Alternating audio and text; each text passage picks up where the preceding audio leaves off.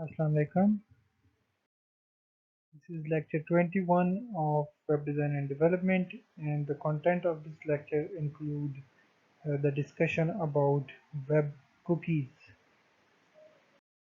And in this lecture, the mechanism of cookies will be discussed. There are a number of types of the cookies, and the security issues related to the cookies are also the part of the discussion. So first of all, let's define what a cookie is. A cookie is a small text file that contains small amount of information about a user visiting your site, and it is stored on the site visitor's computer by their browser.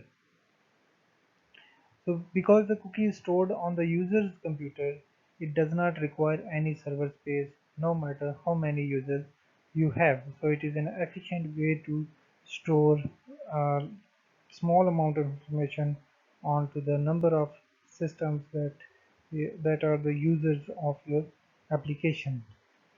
So cookies store different kind of values, and every time the user loads the website, these browsers send the same cookies related to the specific application back to the server to notify users previous activity.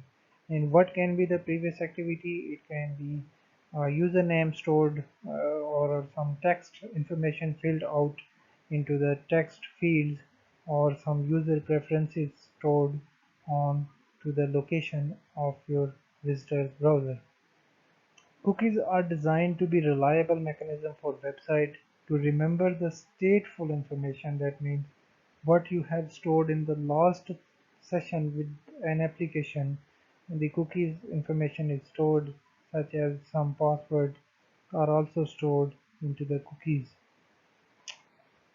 And the cookies are also used to record the user's browser activity. For example, the Google is a particular example that stores all of your activity onto your computer. So whenever you access your computer from a different location, it copies the synchronized data from the central storage to that location, and you have the uh, personalized access from two different devices. So cookies are limited in size, but the possibilities to store data and the options are endless. There are so many options to store data into the cookies. So you can use cookies to save user preferences. You can use it to customize the data, and you can use it to remember the lost visit. You can use it to remember the tokens, and you can use to keep the track of items in an order while the user browse. Cookies are also a convenient way to carry information from one session on a website to another. That means if you have stored some information on a site and then you disconnect from the application, and the next time you are connected to that same application, cookies are very helpful to carry this information to the next session. And this can also be done between the session of the related site and without having a burden to on a server machine with a massive amount of data storage. So storing data on server without using the cookies would also be a problem, because it would be difficult to retrieve the particular user's information without requiring a login on each visit to the website. However, if there is a large amount of information to store, then a cookie can simply be used as a mean to identify the user so that the further related information can be looked up on a server-side database. The mechanism of cookies is presented in this figure, and when you are visiting a website for the first time, the server sends a cookie to your browser, and it stores our personal preferences from the server to our local client using a cookie. So whenever you access the website next time and you visit this same website, there is no need to provide the details again, as the website can remember our preferences from the cookies which are stored on the same database or a third-party database. So the web browser on the second visiting sends the restored cookies back to only related server to notify the user's activity. So the term cookie is derived from the word magic cookie, and it is invented by a web browser, Lou Montulli. And we can call a cookie as a web cookie, internet cookie, browser cookie, or HTTP cookie. The meaning is the same and the working principle is the same for all of these naming conventions. So cookie naming definition is specified in RFC 6265 in April 2001. Sorry, April 2011. And you can also specify the time of expiry of a cookie when you set a new cookie or when you create a new cookie. So by default, the cookie is destroyed when the current browser is closed, but it can be made persistent for an arbitrary length of time after that. So you can create a cookie with the lifetime of 24 hours or 24 days, etc. The cookies also have raised a lot of concern about the privacy and security on the internet. Cookies do not in themselves present a threat to the privacy, since they can only be used to store the information that the user has volunteered to or the web server already has. The concern is that the cookies can be lost from the user's browser, or during the transmission someone can listen to the cookies information. So this has raised a lot of concern, and third-party applications also store cookies to fetch the information from your from your computer to access the further information which you have gathered from the other websites. It is possible that this information stored in the cookies could be made available to specific third-party websites. So this is no worse than the storing in a central database. So if you are concerned that the information you provide to a web server will be treated as confidential, then you should question whether you should actually need to provide that information at all. So cookies should be only read by the site that created them, and no other site should be able to use those cookies. So this prevents other websites to steal your cookies to fetch information from the other websites you are using. So security of the cookies depends on security of the website. If your website has a strong mechanism to implement cookies, the security of the cookie will also be better. It is also dependent on the security of web browser. If your web browser leaks the cookies to third-party application, your information is more vulnerable. And most importantly, where the data is encrypted, is it being encrypted on the server? Is it being encrypted on the host, or the browser, or you are using a third-party application? And it depends on the communication methods that your information is encrypted at which location, and during those communication your cookie may be lost or stolen by a third-party application. So simply a hacker can read cookies data with a security vulnerability. So it can, if your browser is leaking your cookies or your host is leaking your cookies, the third party can read the data into the cookies you are using for a particular website. So this ability is used to access the user's data with user credentials. So when cookie is created, it is possible to control its visibility by setting its root domain.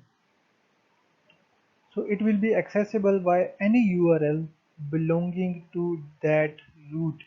For example, the root could be set to whatarecookies.com, and the cookie would then be available for the sites in www.whatarecookies.com or XYZ, that can be a subdomain of whatarecookies.com or whatarecookies.com, etc. So this might be used to allow related pages to communicate with each other.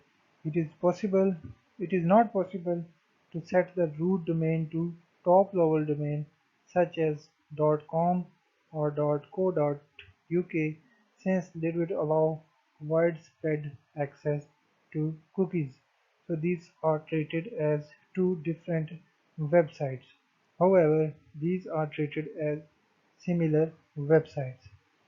So by default, the cookies are visible to all paths in their domain, but at the time of creation, they can be restricted to a given subpath. For example, you can create to access a cookie just at this path.